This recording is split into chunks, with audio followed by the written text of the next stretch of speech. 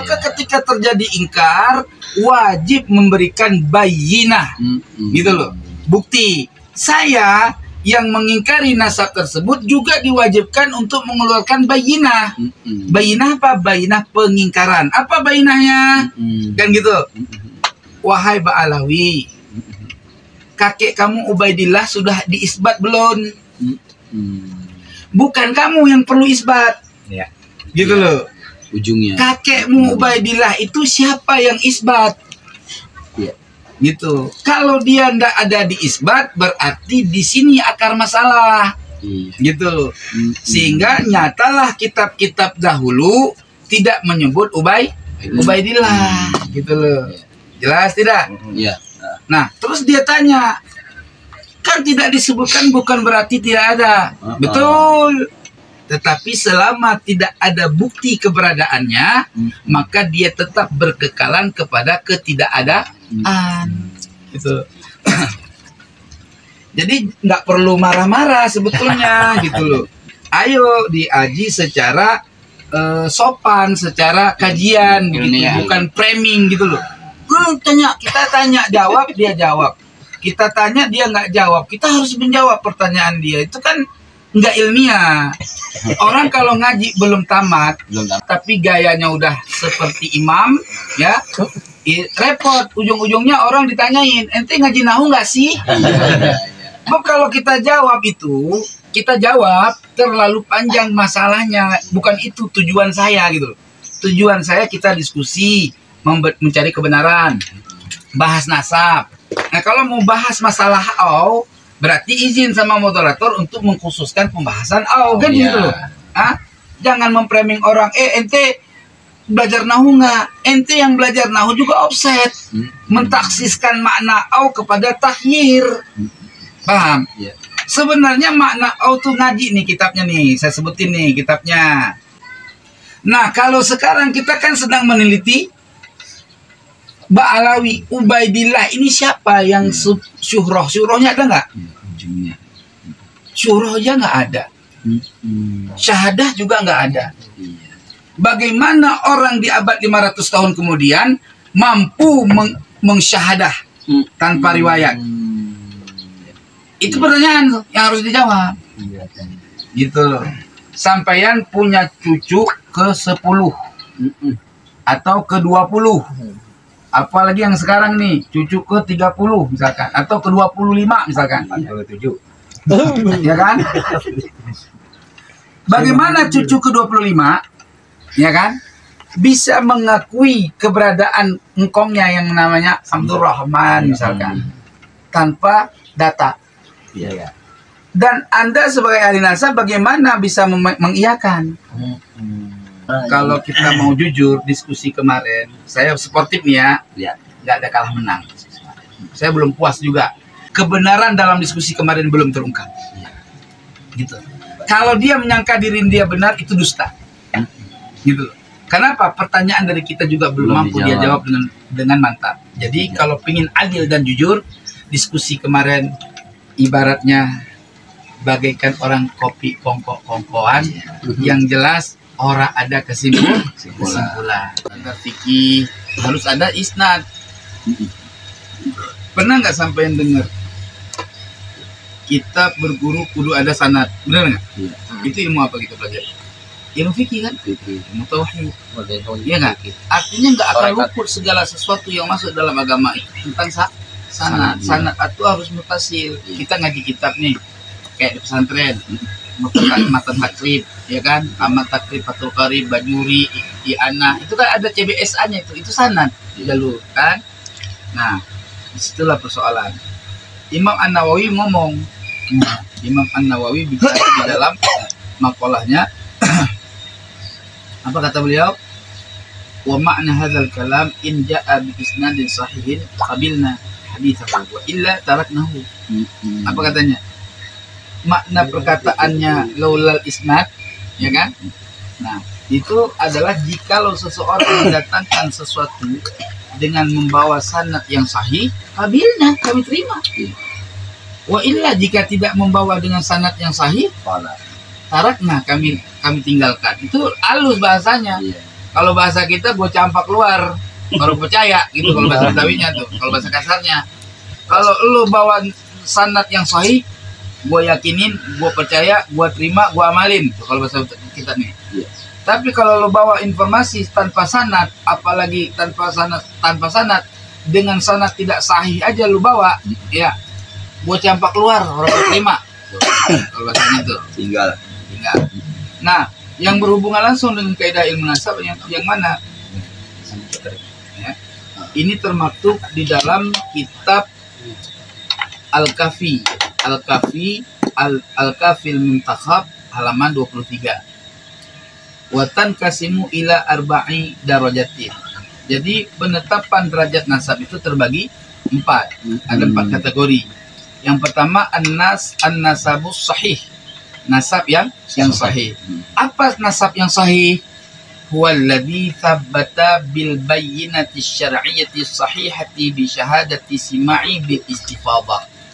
Au khatti nasabatin fiqatin au iqrari abin bi ibnin walam yu'arid minan nasabati bi bayyinati aqwa. Ini maksudnya kalau di secara global langsung begini udah ketemu. Dia mahamin kitab itu alon-alon gitu loh. Enggak terlalu cepat. Kalau terlalu cepat itu kita framing kalau kita pintar. Ya. Kita dalam diskusi nggak perlu itu. Yang kita kalau mencari diskusi, kita pahami matan kitab ini. Gini cara memahaminya. Pertama, nasab sahih disebutkan di sini. Apa sih nasab sahih? Kan gitu ya. Nasab sahih itu adalah nasab yang berlaku sesuai dengan keterangan syar'i yang sahih. Melalui apa? Melalui kesaksian atau syahadah. Syahadah yang bagaimana? Syahadah melalui mendengar khobar. Misalkan gini, mengkhobar yang telah tersebar luas. Nih, sampean, ya kan? Habib, ya kan? Ini kiai, sikoh terpercaya, dia nggak pernah dusta. Orang nanya, itu Habib, gue tahu nasabnya. Berarti kan dia udah teliti nih, paham? Nah, isbat dia itu, penetapan dia itu sah sebagai isbat. Lalu omongan dia saya panggil, saya kan ahli nasabah, gitu loh. Apakah benar si Anu Said? Benar. Dari mana kamu tahu? Saya kenal sama orang tuanya, saya tahu nasabnya, bla bla bla bla. Ini orang sikah nih, ya kan? Nah, saya sebagai ahli nasabah nggak mutlak ngambil keterangan orang ini. Gitu loh. Nah, di sini ada au. Jadi kalau au itu jangan dimaknakan litakhir doang, ngaji nahu yang mendalam gitu loh. Karena makna au bisa makna mutlak jamak sesuai dengan makna waw. Gitu. Apa makna waw? Mutlak jamak. Bisa litartib gitu loh. Lalu bagaimana yang dimaksud? Artinya gini. Kalau bila mana tidak ada pengingkaran, cukup dengan istifadah. Misalkan setelah beliau sampaikan nasab si A ini, saya sebagai ahli nasab melihat dalam kitab-kitab mutabar, oh ya udah saya ketok ceplet. Itu sudah istifadah syariah namanya. Artinya ketika kemudian hari nasab si A itu tidak ada lagi yang tidak ada mengingkari, sok wae buktinya sekarang Ba'alawi itu dari setelah dia mengisbatkan nasabnya sendiri kepada Ubaidillah bin Ahmad bin Isa di abad ke-9 sampai sekarang nggak ada yang ingkar kan? Iya nggak? Iya berlaku kan? Orang buktinya nganggap Habib, gitu loh. Nah ketika ada orang yang meneliti menemukan bahwa kakek buyutnya Ubaidillah tidak termaktub dalam kitab-kitab sanad, gitu loh. Terjadi ingkar nih. Maka ketika terjadi ingkar, mereka yang mengakui jalur dirinya adalah sadah wajib memberikan bayinah, gitu loh. Bukti. Saya yang mengingkari nasab tersebut juga diwajibkan untuk mengeluarkan bayinah. Bayinah apa? Bayinah pengingkaran. Apa bayinahnya? Kan gitu. Wahai Ba'alawi, kakek kamu Ubaidillah sudah diisbat belum? Bukan kamu yang perlu isbat. Gitu loh. Ujungnya. Kakekmu Ubaidillah itu siapa yang isbat? gitu. Kalau dia ndak ada di isbat, berarti di sini akar masalah, gitu. Sehingga nyatalah kitab-kitab dahulu tidak menyebut Ubaidillah, gitu loh. Jelas tidak? Iya. Nah, terus dia tanya, kan tidak disebutkan bukan berarti tidak ada. Betul. Tetapi selama tidak ada bukti keberadaannya, maka dia tetap berkekalan kepada ketidakadaan. Gitu. Jadi nggak perlu marah-marah sebetulnya, gitu loh. Ayo diaji secara sopan, secara kajian, gitu. Bukan framing, gitu loh. Kita tanya jawab, dia jawab. Kita tanya dia nggak jawab. Kita harus menjawab pertanyaan dia. Itu kan nggak ilmiah. Ilmiah itu gini loh, bentar Ustaz Tengku, kan gitu. Apa di dalam kitab ini halaman ini begini keterangannya. Coba kita baca bareng-bareng, nanti baru kitab sampai yang kita pahamin. Itu baru namanya diskusi. Are you understand? Do you understand? Yes. Iya. Ditanya kadal, jawabnya kapal. Kan TJ. Ya lain ditanya, lain dijawab. Ujung-ujungnya bahas nahung orang. Akhirnya rungkat sama kitab Jurmiyah. Buat apa banyak mengeluarkan bait? Tetapi salah penempatannya. Berarti kan intinya kalau orang ahli ilmu memahami berarti belum paham apa yang disebutkan, apa yang dibacakan. Yang dibacakan mah benar, tapi penggunaan salah. Terus ketika dia menyampaikan badal, kan fi wa amma fi kitabai, ya kan? Kalau di wasal bayil, ya kan? Dia baca kitabi. Oke. Ketika dibadal kepada kitabi, dia bacanya al-fikratun nahdiyah. Salah. Iya. Badal kepada majrur hukumnya majrur. Badal kepada marfu dibacanya marfu, gitu loh. Terus wafaqa, dia harus memakai kalimat wafaqahul hadarah, ya kan? Itu pun masih salah. Kalaupun itu wafaqa, harusnya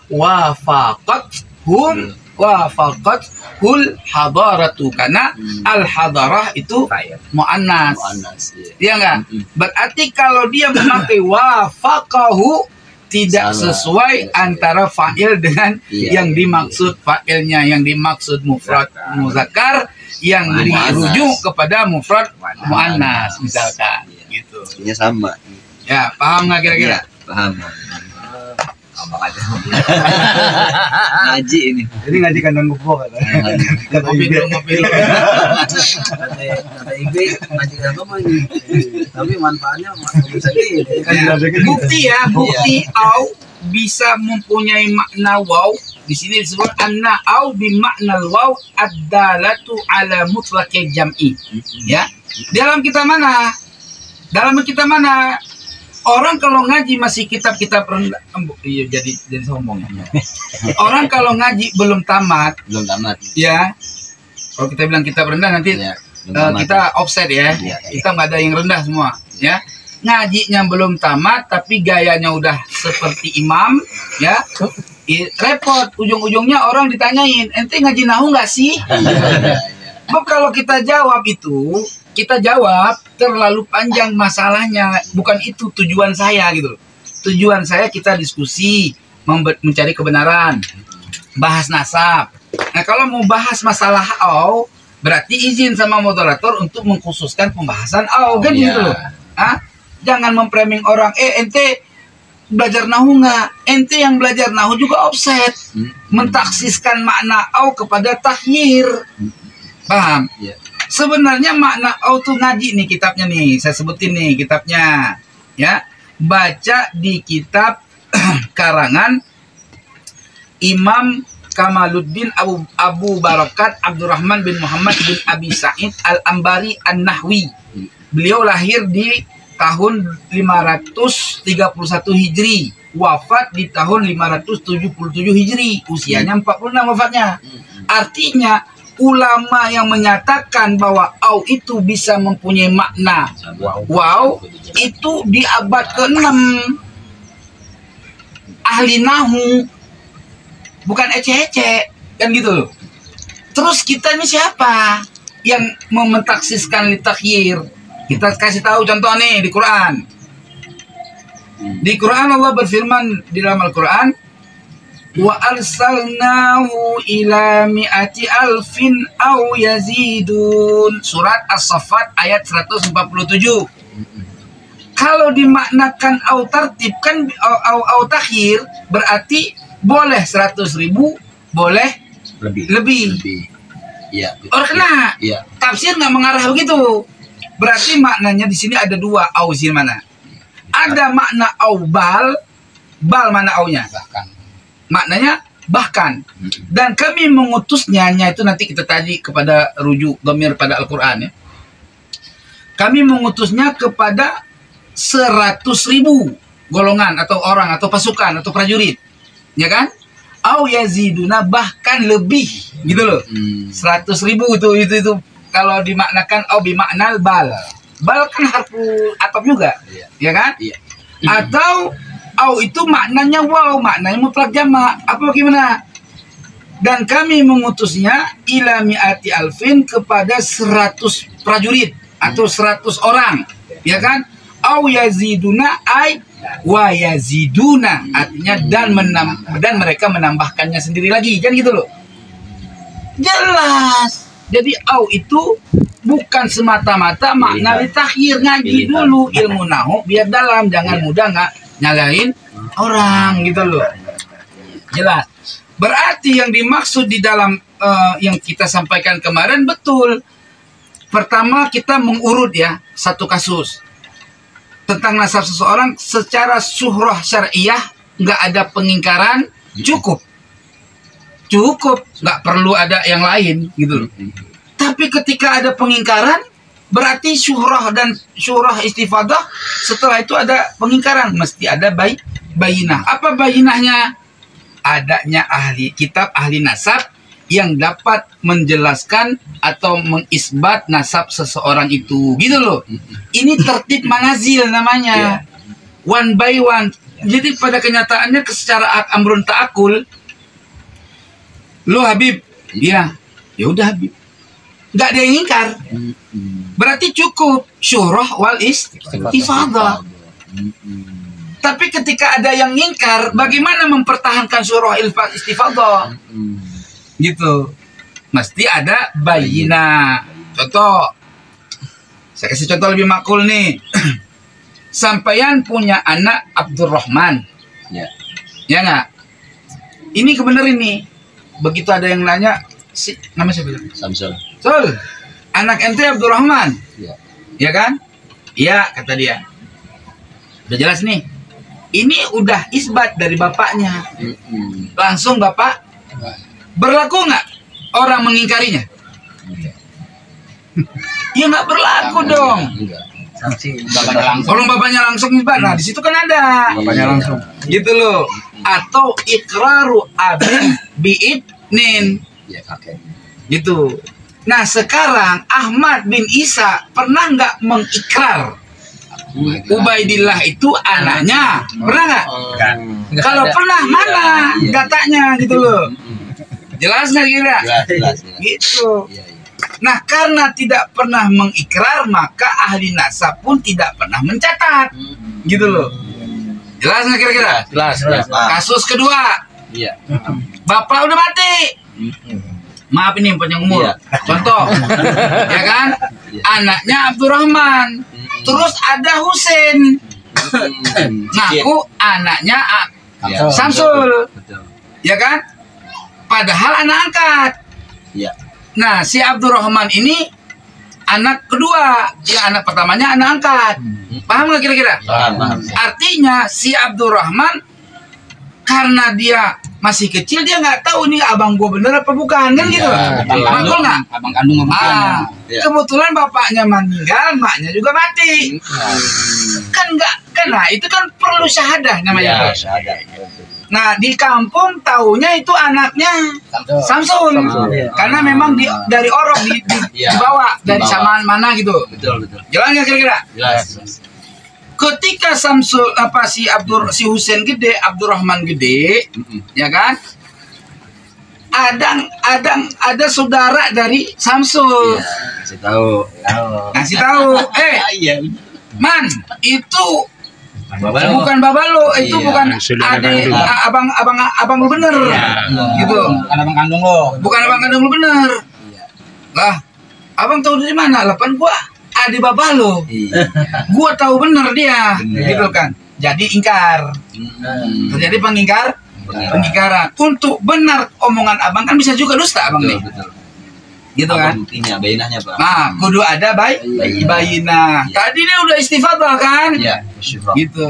Nah, karena nasab dia itu bukan nasab Nabi, bayinah di zaman sekarang itu tes DNA. Gitu loh. Bayinahnya itu. Bayinahnya Iya. tes DNA lu ribet kan? Nggak ada ahli nasab.